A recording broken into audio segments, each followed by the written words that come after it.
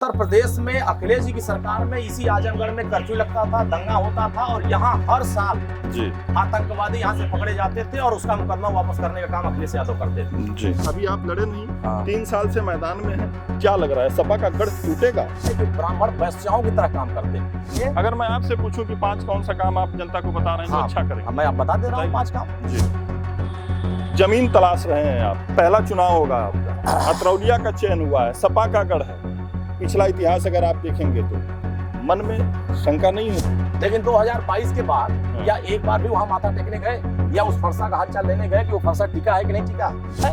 ये बात ब्राह्मण भी जानता है, ये बात क्षत्रिय भी जानता है, ये बात हर समाज जानता है कि अब श्री अखिलेश यादव जी का दौर खत्म। इस जन्म में तो मुख्यमंत्री नहीं बनेंगे, अगले जन्म में भी अगर अच्छा कर्म करेंगे तो हो सकता है कि अगले जन्म में और मौका मिल जाए, लेकिन इस जन्म में कोई मौका मिलने वाला नहीं। अगर तो श्री अखिलेश यादव जी अगर अपने आप को वंशज बताते हैं श्री कृष्ण का, तो मथुरा में जा करके वो भी कहें कि हम मथुरा में आएंगे और कृष्ण का भव्य मंदिर बनाएंगे और वहां से उस टीला को हटाएंगे जिस टीले को फर्जी तरीके से दरगाह बना कर रखा गया। बोल पाएंगे? नहीं बोल पाएंगे। आप सत्ता में हैं, आपकी नहीं, सत्ता पता से कोई यहाँ सत्ता हमारी थोड़ी ना है। आप बताइए यहाँ हमारी सत्ता है? बिना सत्ता से आप स्कॉट गाड़ी से इतनी गाड़ियों का हुजूम लगा करके ये कार्यकर्ताओं की गाड़ियाँ 2027 का शंखनाद हो चुका है, चुनावी बिगुल बज चुका है, राजनीतिक अखाड़े के अखाड़ेबाज दांव पेच में शुरू हो गए, तोड़ गठजोड़ जारी है। ऐसे में उत्तर प्रदेश की राजनीति हो और सूबे की सबसे बड़ी सियासत में आजमगढ़ की चर्चा ना हो तो चर्चा अधूरी रहती है। और इस बार आजमगढ़ की चर्चा बड़ी जोर शोर पे है। जहां प्रचंड गर्मी अपने चरम पे है, वहीं राजनीति भी पारा बढ़ाएगा।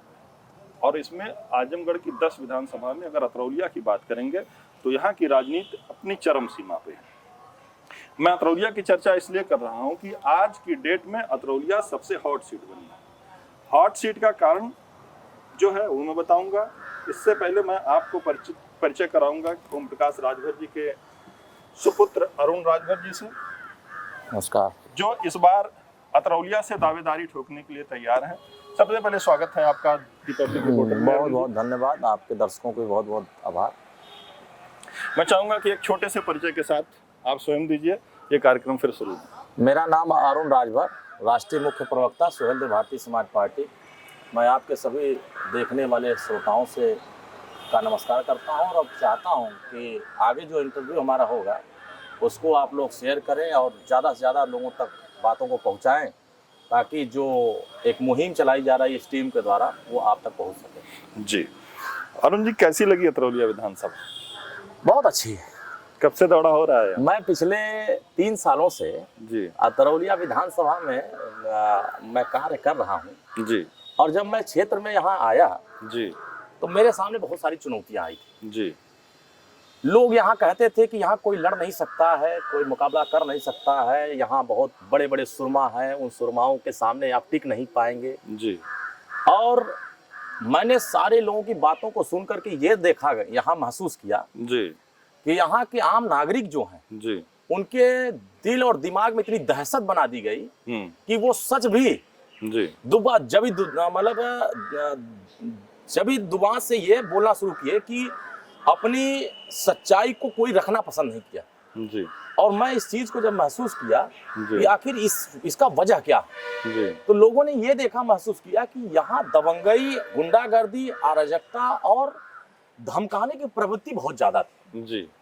कोई राजनीति करने के लिए निकला है तो राजनीति अगर कमजोर घराने से निकला है तो उसको रोकने के लिए तमाम साजिशें होती थी जी। तो जिसके पीछे साजिश होती थी फिर वो खड़ा नहीं होना चाहता था, वो ये देखता था कि हम क्यों इनसे लोहा लेने जाएं, ये लोग मरवा देंगे, डरवा देंगे, हमें हमारे फंसा देंगे, हमें जेल करा देंगे। तो ये इन सब प्रवृत्तियों से यहाँ के लोग अपनी जुबान से कुछ कहना नहीं चाहते जी। जैसे क्या होता है कि बाबा साहब अम्बेडकर जी ने इस देश में समानता का जब अधिकार दिया तो सभी समाज को बराबरी का हक दिया जी। और बराबरी का हक देने वाला व्यक्ति जी। जब बराबरी पाने के लिए संघर्ष करता है जी। तो उसको रोकने के लिए ऐसे मठाधीश लग जाते हैं जिन मठाधीशों ने अपने आप को एक राजशाही परंपरा मान लिया कि राजा हम हैं, यहाँ सारे लोग प्रजा हैं और प्रजा को जो चाहूंगा वही करेंगे। और इस चीज को मैंने तोड़ने का प्रयास किया। जो डर था, जो भय था, जो लोगों के अंदर दहशत थी जी। माननीय ओम प्रकाश राजभर जी, अरुण राजभर, हमारी पूरी टीम जी इस अतरौलिया विधानसभा के लगभग 460 गांव में प्रवेश किया और हर समाज में, जी यही नहीं कि सिर्फ अपने समाज में, हर समाज में अगर आप 3 साल का दौरा आपका अतरौलिया में रहा। हाँ अतरौलिया विधानसभा की, अतरौलिया की सरजमी पे आपसे चर्चा हो रही है। जी जी, जिस राजशाही की बात आप कर रहे हैं, जिस ताजपोशी की तरफ आप इशारा कर रहे हैं, वो भी तो जनादेश ही रहा। बिल्कुल जनादेश रहा। मैं सीधे सवाल करता हूं आपसे अरुण जी, हाँ। सपा का गढ़ कहा जाता है आजमगढ़, हाँ। और जिस सरजमी पे बैठ के बात कर रहे हैं, अगर मैं सिर्फ समाजवादी पार्टी की बात करूंगा तो 1993, 2002, 2007, 12, 17, 22 में लगातार पटकनी देते आ रहे हैं समाजवादी पार्टी से। पहले बलराम यादव की सरजमी कही जाती थी। बलराम यादव ने, मैं दर्शकों को भी एक बार अतरौलिया विधानसभा की छोटा सा परिचय देता चलूं कि उत्तर प्रदेश की राजनीति में अपना दिग्गज स्थान रखने वाले बलराम यादव की कर्मभूमि रही है। शुरुआत 1985 से बलराम यादव जी ने किया था। विधायक पहली बार 1985 में चुने गए। इसके बाद चुनाव दर चुनाव, मैं कहूं अगर लगभग में बताऊं तो 2 बार, सिर्फ 2 या 3 बार ये अतरौलिया की सीट दूसरे के पल्ले में जाती हुई दिखी। हाँ। जब बलराम यादव जी को लगा कि ये सीट हमको अपने पुत्र को सुपुर्द कर देनी चाहिए, या जो मैं कहूं जो आप लोग आरोप लगाते हैं परिवारवाद का, फिर संग्राम यादव आए और लगातार 3 बार हैट्रिक मार करके यहाँ से चुनाव जीते। क्या लग रहा है? अभी तो आपने एक भी विधानसभा चुनाव नहीं जीता, यहाँ से दावेदारी हाँ। अभी आप लड़े नहीं, हाँ। 3 साल से मैदान में हैं। क्या लग रहा है, सपा का गढ़ टूटेगा? देखिए, जो लोग गढ़ की बात करते हैं जी, ये आंकड़े भी छुपाते हैं जी, और ये दावे भी हकीकत में नहीं बताते। जी, दावा तो बड़ी बड़ी यहाँ किया गया जी। और आंकड़े भी बड़े बड़े बताए गए, जी, लेकिन सारे आंकड़े झूठे बताए गए। सारे आंकड़े, जैसे यहाँ बताया जाता है कि यादव बहुत ज्यादा, हाँ, मुस्लिम की संख्या ज्यादा, जी, और उसके अलावा इस पूरे आजमगढ़ में कोई समाज बहुसंख्यक संख्या में नहीं।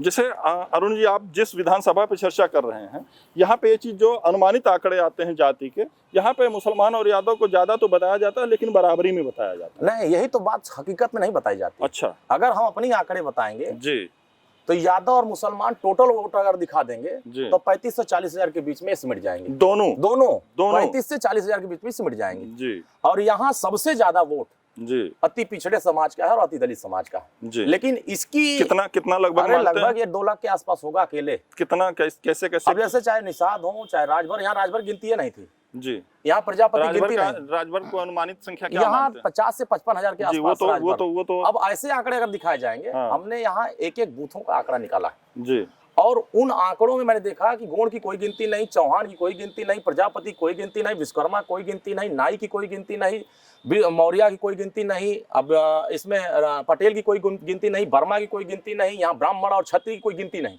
पिताजी की तरह पूरा रट मैं डाले। बता रहा हूँ, अरे ये तो मैं गांव की एक वोट की बात बता रहा हूँ, हर एक गांव की बात बता दे रहा हूँ, और किस गांव में कौन वोट किसके साथ था, हाँ। ये भी मैंने आकलन कर लिया।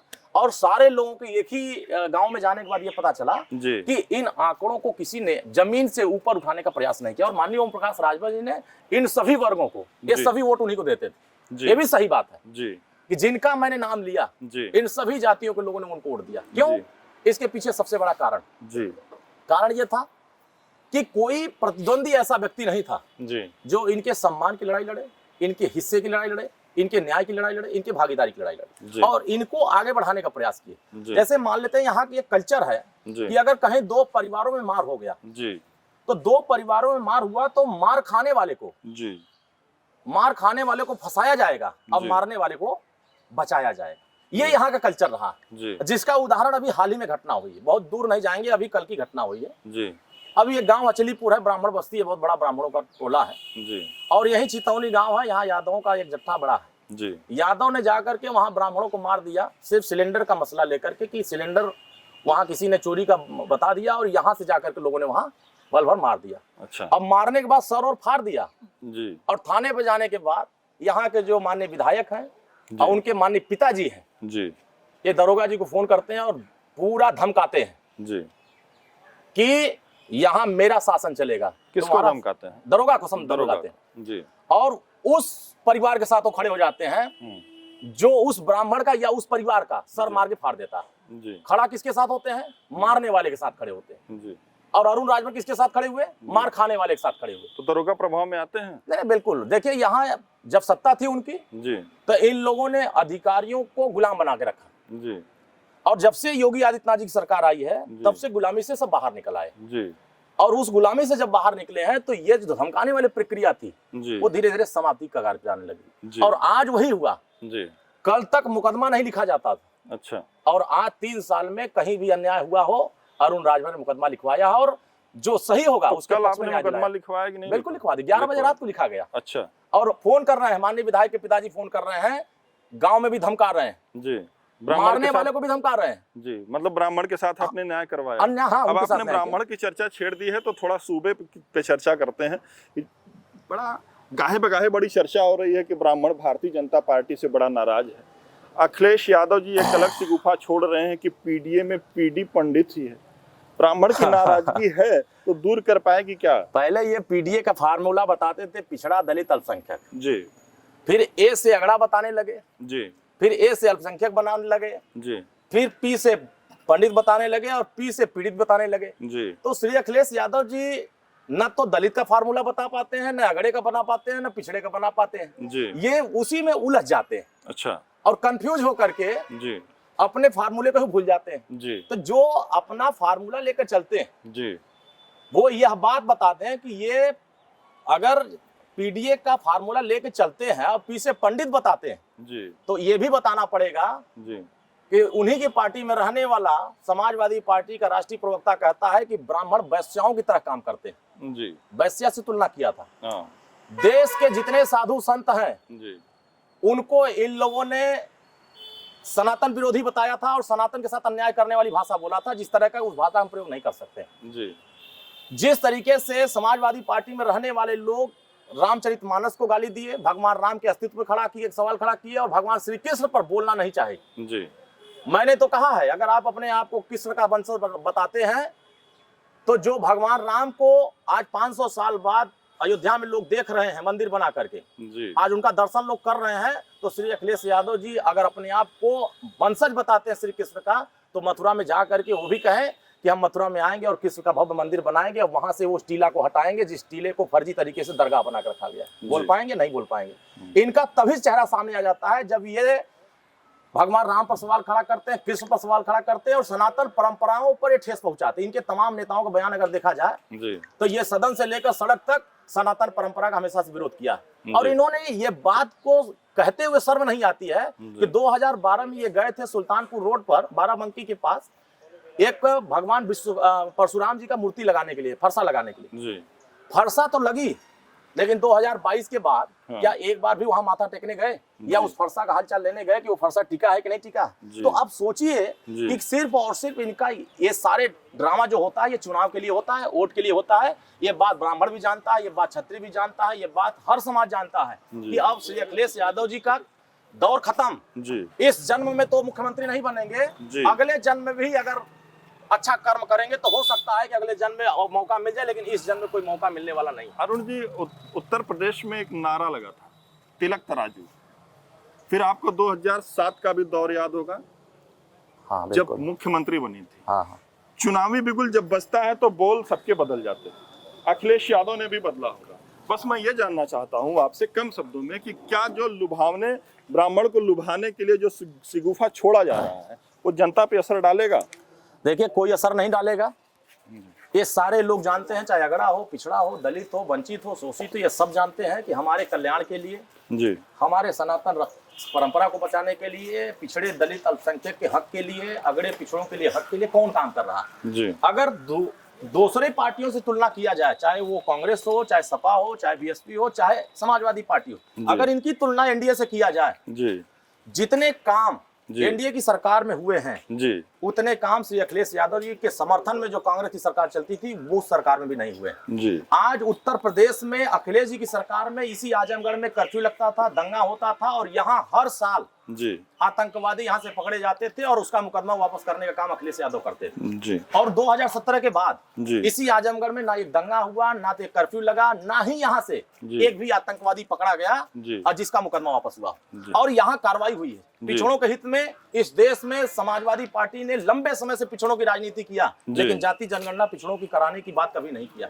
देश में हर समाज की गिनती कराने का फैसला नहीं कराया। आज हर समाज की गिनती कराने का अगर फैसला किसी ने किया तो आदरणीय मोदी जी ने किया और माननीय ओम प्रकाश राजभर जी के संघर्षों ने कराया। अरुण जी, जिस विधानसभा पे आप दावेदारी ठोक रहे हैं, यहाँ ब्राह्मण बाहुल क्षेत्र भी 10 विधानसभाओं में माना जाता है। हाँ बिल्कुल। क्या लग रहा है, ब्राह्मण का जनादेश, पिछला इतिहास तो आप देखते आए, देखिए इस बार क्या मूड लग रहा है? यहाँ का हर समाज जी, देखिए ब्राह्मण ही नहीं, यहाँ का यादव भी हमारे साथ आएगा जी, दलित भी हमारे साथ आएगा जी, ब्राह्मण भी आएगा, क्षत्रिय भी आएगा, मुसलमान भी आएगा और समाज का हर तबका, राजभर आएगा, चौहान आएगा, पाल आएगा, प्रजापति आएगा, विश्वकर्मा आएगा, लोहार आएगा, नाई आएगा, गोंड आएगा, हर समाज के लोग इस बार हमारे यहाँ कार्यक्रम चलाने से, लोगों के दुख सुख में जाने से, लोगों की मदद करने से लोगों को यह भरोसा हो रहा है कि हमारे लिए न्याय का रास्ता बनाने के लिए अगर कोई आया है तो हमें चट्टान की तरह उसका साथ देना चाहिए। और यहाँ पूरी मजबूती के साथ मैं धन्यवाद देता हूँ यहाँ की जनता का कि जो कुशासन 15 साल से चल रहा है उस कुशासन का निदान करने के लिए यहाँ के लोगों ने अरुण राजभर, माननीय ओम प्रकाश राजभर के साथ काम करने के लिए तैयारी बनाई। अब देखिए यहाँ इतना विकास किया है,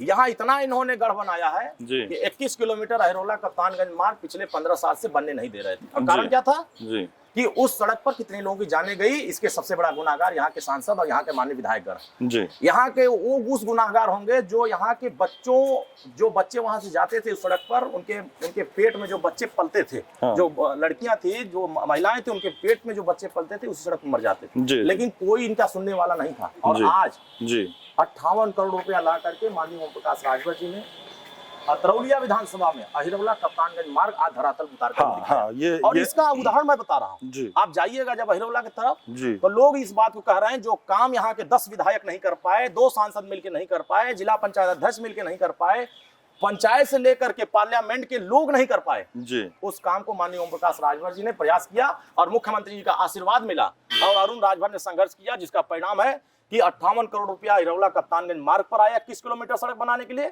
और नरियाव सिकंदरपुर मार्ग यहीं बगल में है, वहां 13 करोड़ रुपया आया 5 किलोमीटर सड़क बनाने के लिए। और सोचिए कि अगर इतना ही गढ़ बना के रखे थे तो उस गढ़ को इन्होंने गड्ढा बना दिया। मैं 10 विधानसभाओं में जाता हूँ। अरुण जी, आपको बताना चाहूंगा कि जो भी आपने अहिरौला वाले मार्ग की चर्चा की है, मैं तो कहूंगा कि आपकी उपस्थिति भी उसी रोड ने दर्ज करवाई, बड़ी दमदारी के साथ उस रोड पे काम आपने जैसे वो बड़े दिनों से उधर की जनता त्राही में मची हुई थी, वो रोड हुआ, सोशल प्लेटफॉर्म के द्वारा, चर्चा द्वारा आपकी उपस्थिति उसी समय से दर्ज होनी शुरू हो गई, क्योंकि लोगों के अंदर भी एक लोग जो है ये मान चुके थे कि अब ये सड़क नहीं बनेगी। और उस चीज को जब लोग इस बात से आशा टूट जाती है, जहां निराशा होती है, वहीं अरुण राजभर आशा बन के आ जाते हैं, वहीं माननीय ओम प्रकाश राजभर आशा बनते हैं। अब जहां आशा की किरण दिखाई दे, जहां की प्रकाश अंधेरा है और वहां उजाला दिखाई दे, तो लोग उजाले को देखना चाहते हैं। और उस उजाले ने यह साबित कर दिया कि बिना वोट लिए एक भी वोट अतरौलिया विधानसभा का एक नागरिक अरुण राजभर को नहीं दिया, लेकिन हमने यहाँ 201 करोड़ रुपया दिया। यहाँ 157 गांवों में हमने आरसीसी का प्रस्ताव बनाया और पास करा करके 57 गांवों में आरसीसी बना के तैयार कर दिया।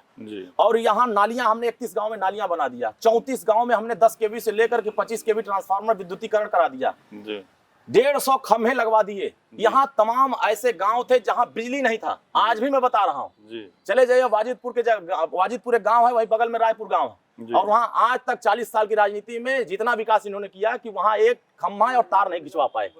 यही भीखपुर गांव है, यही बगल में, उस भीखपुर में आज भी निषाद बस्ती के लोग केबल नहीं पाए हैं, न खम्भा पाए हैं, न तार पाए हैं, न ट्रांसफार्मर पाए हैं। आप सोचिए ऐसे तमाम गांव है, चाहे बिस्टारा का गांव है, चाहे हुसेपुर हो, रामजियावन हो, पेड़रा हो, चाहे ध्यानीपुर हो, चाहे उधर अहिरौला का मरना गांव हो, तमाम ऐसे गांव हैं जिन गांवों में आज भी जो मूलभूत व्यवस्थाएं जनता को मिलनी चाहिए, हर साल 10 करोड़ रुपया आता है विधायक जी को। इनके पिताजी भी विधायक और ये भी विधायक। 10 करोड़ रुपया में बतावे ये कि पिछले 15 साल में निषाद बस्ती में काम क्यों नहीं हुआ, चौहान बस्ती में क्यों नहीं हुआ, राजभर बस्ती में क्यों नहीं हुआ, प्रजापति में क्यों नहीं हुआ, गोड़ में क्यों नहीं हुआ, लोहार में क्यों नहीं हुआ, विश्वकर्मा में क्यों नहीं हुआ, नाई में क्यों नहीं हुआ।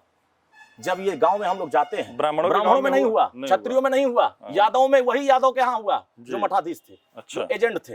एजेंटों कहने पर उनके गांव के सामने सड़क बन गई, लेकिन जहां बहुसंख्यक संख्या में रहते हैं यादव, वहां काम नहीं हुआ। इस बात मैं बता दे रहा हूँ, यादव भी कह रहा है, मैंने देखा, एक चले जाए ध्यानीपुर गाँव है, ध्यानीपुर में भारतीय जनता पार्टी आजादी के बाद सब तक 15 वोट से ज्यादा नहीं पाई, और अरुण राजभर इस बार उस गाँव में गया है और वहां लोग कह रहे हैं कि इस बार आधा से ज्यादा आपके साथ खड़े रहेंगे। अच्छा चले जाइए कि मखनहा गांव है, जी आधा से ज्यादा लोग हमारे साथ रहेंगे। जी मठ गोविंद यादव बस्ती बता रहा हूँ, जी। टोटल यादव है, वहां दूसरा है नहीं है। जी ये लोग कह रहे हैं कि 50% में हम आपके साथ रहेंगे। अब सोचिए, जब यादव ललकारा हुआ है, हाँ, मुसलमान ललकारा हुआ है, हर एससी समाज के लोग ललकारे हैं, क्षत्रिय ब्राह्मण तो ललकारे ही हैं, जी सारे बिरादरी के लोग इस बार ये परिवर्तन चाहते हैं, बदलाव चाहते हैं, विकास चाहते हैं। यहाँ जाति और धर्म के आधार पर विकास होता है। जी ये वोट हमको मिल रही है तो इनका विकास होगा, जी ये वोट नहीं मिल रही है तो इनका विकास नहीं होगा। हाँ, इस आधार पर यहाँ ये भी होता है, जी इनके घर सोफा है कि नहीं है, हाँ। तब इनके यहाँ चलेंगे।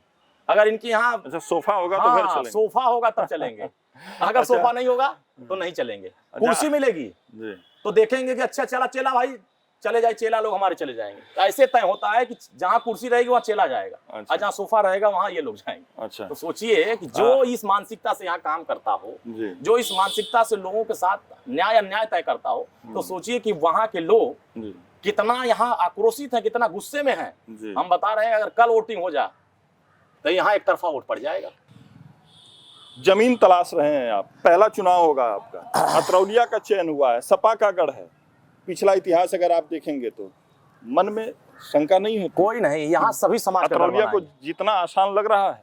बहुत आसान है, जी। यहाँ सभी समाज का गढ़ बना के दिखाएंगे। अच्छा। और सभी समाज का सम्मान बना के क्या दिखाएंगे। रणनीति होगी, कैसे बहुत रणनीति बदलेगा, बनाया। कैसे? अच्छा अभी मैंने 9 तारीख को एक छोटा सा उदाहरण प्रस्तुत किया है। जी रॉयल गार्डन यही पटेल चौक के आगे है। जी पूरे पटेल चौक को मैंने भरा था, जी और सिर्फ 84 गांव के बूथ अध्यक्ष आए थे, जी बूथ प्रभारी आए थे, जी सेक्टर अध्यक्ष, सेक्टर प्रभारी आए थे, जोन प्रभारी आए थे। जी अगर 84 गांव के लोग आकर के यह संदेश दे रहे हैं जी कि अरुण राजभर, ओम प्रकाश राजभर, संघर्ष करो, हम आपके साथ हैं, जी तो आप कल्पना कर सकते हैं जिस दिन 455 बूथों के लोगों को बुलाएंगे, जिस दिन 64 सेक्टरों के लोगों को बुलाएंगे, जिस दिन 24 जोन के लोगों को बुलाएंगे। अगला कार्यक्रम मेरा प्रस्तावित है मदिया पार में, बेदौरा एक जगह है, शिशु मंदिर है वहाँ, फिर पावर हाउस के बगल में कार्यक्रम हमारा रखा हुआ। आप देखिएगा, आइएगा उस दिन, मैं आपको निमंत्रण दे रहा हूँ। आइए देखिए बिल्कुल कि जो लोगों के अंदर जो उत्साह है, जी मैंने पहली बार इस विधानसभा में देखा है कि लोग परिवर्तन के लिए इतना उत्साहित है। जी यहाँ जिस तरीके से लोगों के साथ भेदभाव हुआ है, हाँ अब जैसे मैं यहाँ रह रहा हूँ, जी इन्होंने कहा कि ये बाहरी, जी एक तो बाहरी का आरोप लगाई करते हैं। हाँ अरुण राजभर, जब मैं आया तो पहले पूछा हाँ कि यहाँ के माननीय विधायक आपके गांव में आते हैं? तो गांव का व्यक्ति कहता है मेरे यहाँ नहीं आते हैं। अच्छा अगर एक गांव का ये बात आती, 4 गांव की आती, 10 गांव की आती, तो बात समझ में आती, चलो इनके यहाँ नहीं पहुंचे होंगे। जी पूरे सराउंडिंग 460 गांव की यही कहानी है। अच्छा अब पूछा जाए कहाँ जाते हैं, तो वही है चालाक लोगों के यहाँ, जी एजेंट लोगों के यहाँ, एजेंट पाले हुए हैं। अरुण जी, मैं सिर्फ संग्राम यादव की बात करूं जो विधायक है इस समय, 3 बार वो भी यहाँ से विधायक रह चुके हैं। हाँ। यही जनता जो आपको जवाब दे रही है नहीं आते हैं, यही जनता चुन के इनको विधानसभा भेज रही है। तो उनसे पूछिए कि 5 काम बता दें अपना 15 साल में क्या अच्छा किया है। जी 5 काम बतावें। जी ये जानते हैं जब इनसे 5 काम पूछेंगे, अगर मैं आपसे पूछूं कि 5 कौन सा काम आप जनता को बता रहे हैं जो अच्छा करेंगे? मैं आप बता दे रहा हूँ 5 काम। जी जितनी सड़कें हैं पूरे तरौलिया विधानसभा में, जी सारे का ब्लूप्रिंट मैंने बना लिया। अच्छा सारे गांव के सड़कों का, ये नहीं कि जाति देख करके ब्लूप्रिंट बनाए। जिस गांव में नाली नहीं है जी उसका ब्लूप्रिंट अलग बनाया है। जी जिस गांव में यहाँ नौजवान बहुत सारे ऐसे निकल रहे हैं जी जो गोल्ड मेडल पा रहे हैं, सिल्वर पा रहे हैं, और वो दूसरे देश में नाम रोशन करके आ रहे हैं, लेकिन ये सुविधाएं यहाँ नहीं है कि वो यहाँ प्रैक्टिस कर सके, यहाँ उनको सुविधाएं मिल सके और यहाँ खेल का मैदान बन सके।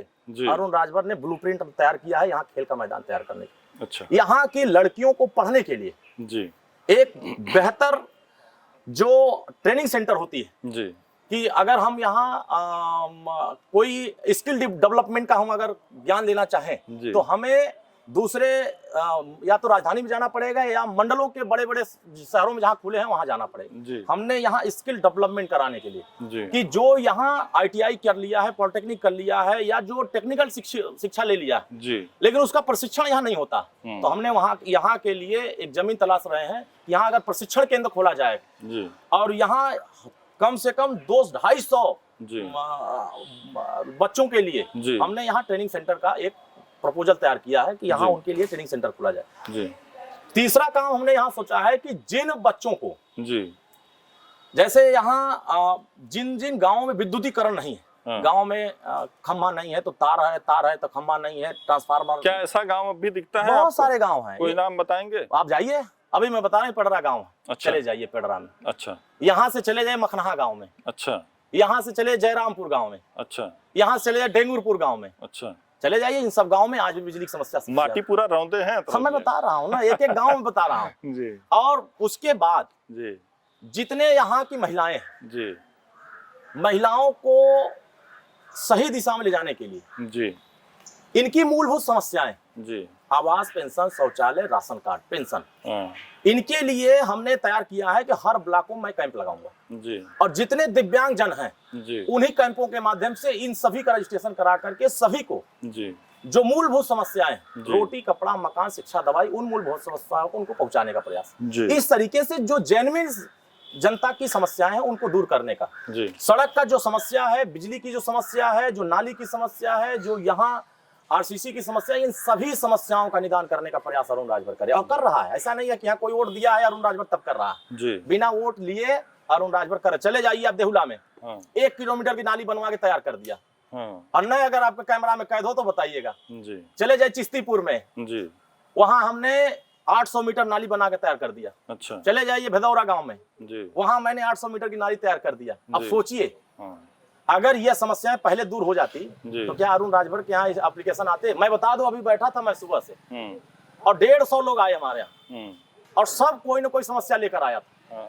अब बताइए 150 लोग क्यों नहीं माननीय विधायक के यहाँ जाते हैं? क्यों नहीं माननीय सांसद के यहाँ जाते हैं? कारण क्या है वहां नहीं जाते? क्यों? वहां इतना दौड़ा दिया जाता है कि जब तक उनके वोटर न बन जाए तब तक उनका काम नहीं होगा। ये कबूलवा लेते हैं कि आप हमें ही वोट देंगे कि नहीं देंगे।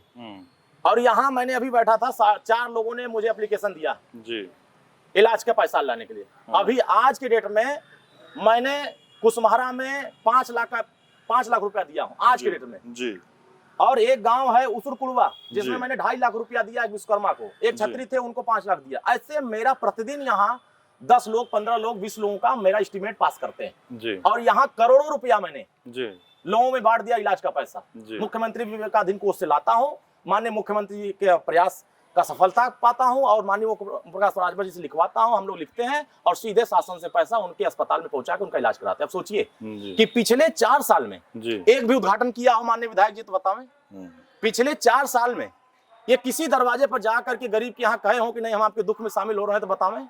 ये अरुण राजभर जब से आया है यहाँ राजनीति करने वाले लोगों का नींद हराम कर दिया। अच्छा। अभी सोए हुए थे, ये सोते कहाँ थे? जैसे हम लोग उमस में बैठे हैं, ठीक है, बात कर रहे हैं, गर्मी हो रही है। वो नेता क्या करते हैं? 16 डिग्री टेम्परेचर में एसी की हवा लेते हैं जी। और तब तक लेते हैं जब तक बाहर का मौसम ठंडा ना हो जाए जी। और अरुण राजभर उन लोगों को इसमें कहाँ दौड़ा दिया है जी? एसी से निकाल करके जी 46 डिग्री तापमान में खड़ा कर दिया जी। और ये महसूस करते हैं सब जी कि यही आया है इसलिए मुझे गांव में जाना पड़ रहा है। अच्छा। इससे पहले कोई नहीं जाता था। मैं चैलेंज करता हूँ, मैं जाता हूँ लोगों से पूछता हूँ ये बताइए जिसको आपने पिछली बार वोट दिया क्या आपके दरवाजे कभी झांकने आया? तो सीधे कहता है वोट तो ले लिया, कभी झांकने तक नहीं आया। अच्छा। अब मेरे यहाँ सुबह से लेकर जब लोग सो के उठते हैं तब मैं 5 गांव घूम करके आ जाता हूँ जी। अरुण जी ऊर्जावान दिख रहे हैं मुझे। अच्छा अरुण जी, थोड़ा सा चर्चा पीछे से करेंगे हम। 2017 और 2022 का विधानसभा चुनाव जो रहा, 2017 में अगर देखा जाए तो कन्हैया लाल निषाद पार्टी से यहाँ चुनाव लड़े और महज 2487 वोट से उन्हें परास्त होना पड़ा। हाँ। और अगर 2022 में आएंगे तो वही अंतराल 17,000 पे पहुंच गया। क्या कारण था? कारण बहुत था जी। जनता की सक्रियता, नेताओं की एक्टिविटी। अच्छा। नेताओं के बीच में दुख सुख में न जाना। मतलब आपके पहले कोई भारतीय जनता पार्टी से यहाँ एक्टिव नहीं था? बिल्कुल नहीं था। चुनाव के समय टिकट मिला, आए 15 दिन में वोट लेके चले गए। अच्छा। और 15 दिन के बाद जब देखा कि अगली बार टिकट नहीं मिला तो भाग गए जी। हकीकत बता रहा हूँ कि 15 दिन टिकट पाए, 15 दिन में चुनाव लड़े और यहाँ के लोगों ने अपार समर्थन दिया जी। लोग कहते हैं कि 70,000 पाया, मैं 72,000 पाया जी। तो 70-72,000 लोगों के दुखों के तो हकदार आप हैं जी। उनके दुख में तो आपको जाना है जी, उनकी मुसीबत को सुनना है जी। अभी मैंने एक दिन टेस्ट किया जी। बड़े मजे की बात बता रहा हूँ। बहुत दावे करते हैं बड़े बड़े लोग। मैंने कहा कि ठीक है दावा सबके अपने अपने हैं।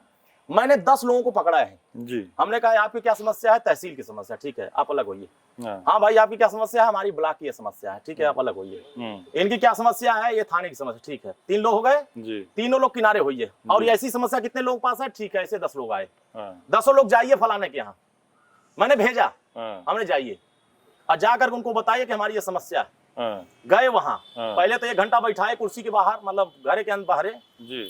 कुर्सी में बैठे 1 घंटा इंतजार किए कि अब हमें बुलाया जाएगा, अब हमें बुलाया जाएगा।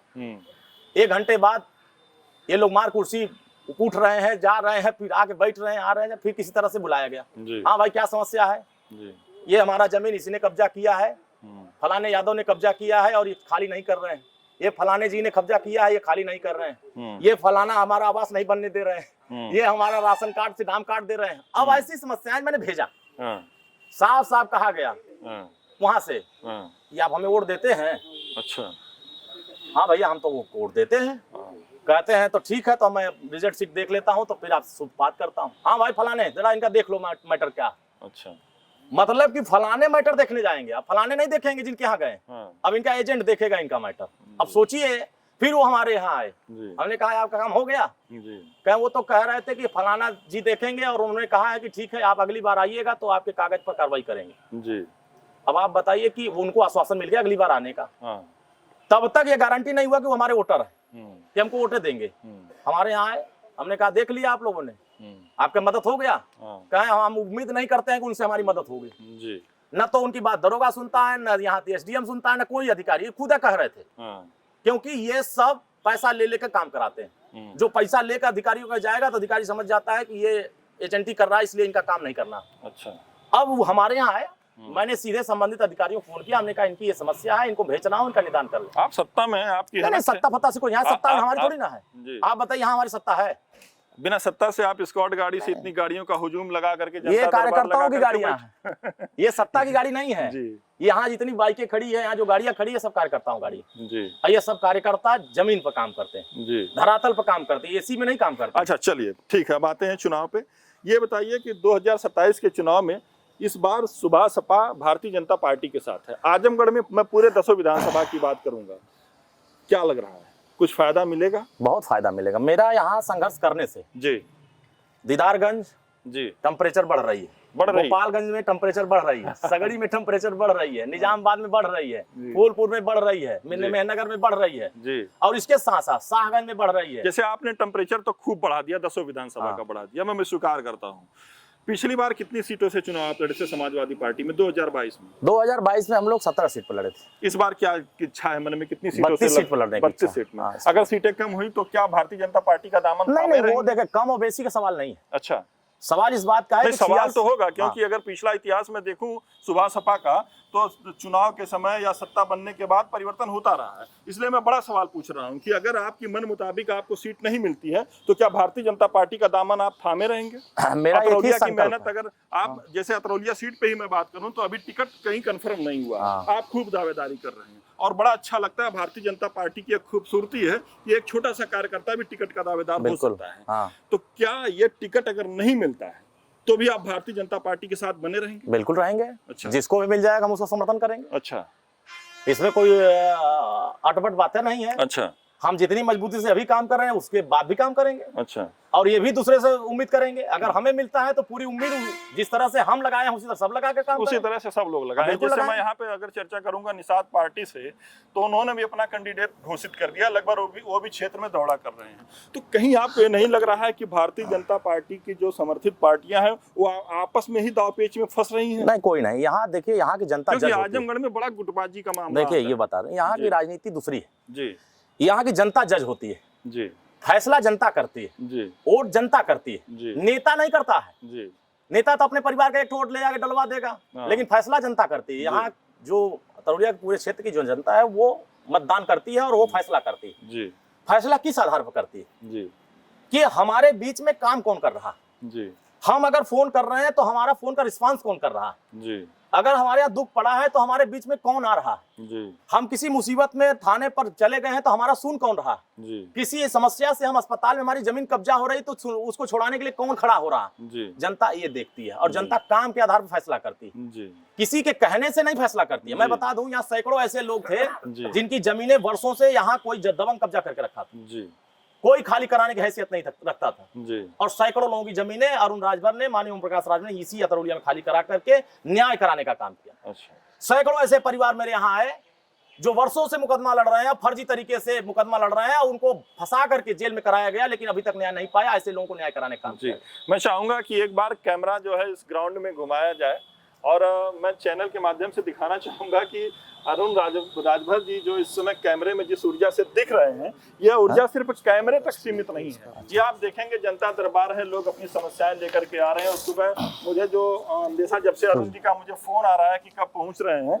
9 बजे से लगातार आप जनता के बीच बने हुए। अब देखिए ये बाहरी भीड़ में अभी गाड़ियों का काफिला आपको दिखा रहा हूँ। गाड़ियों का काफिला नहीं कह सकता, ये मोटरसाइकिल जो जनता यहाँ अतरौलिया की जनता पहुंची अपनी समस्या जानने के लिए। मैं अभी आपको अंदर भी दिखाऊंगा जो अरुण राजभर जी जनता दरबार लगा के बैठे हुए हैं, लोगों की समस्याएं सुन रहे हैं, समझ रहे हैं, देख रहे हैं। क्या ये ऊर्जा 2027 में अतरौलिया सीट में बदलाव करेगी? क्या दामन में लगा सपा का गढ़ इस बार धुल पाएगा? ये सब जानने के लिए बने रहिए आप दुर्गेश द्विवेदी पे दी पब्लिक रिपोर्टर के साथ। आप देख रहे थे दी पब्लिक रिपोर्टर। धन्यवाद।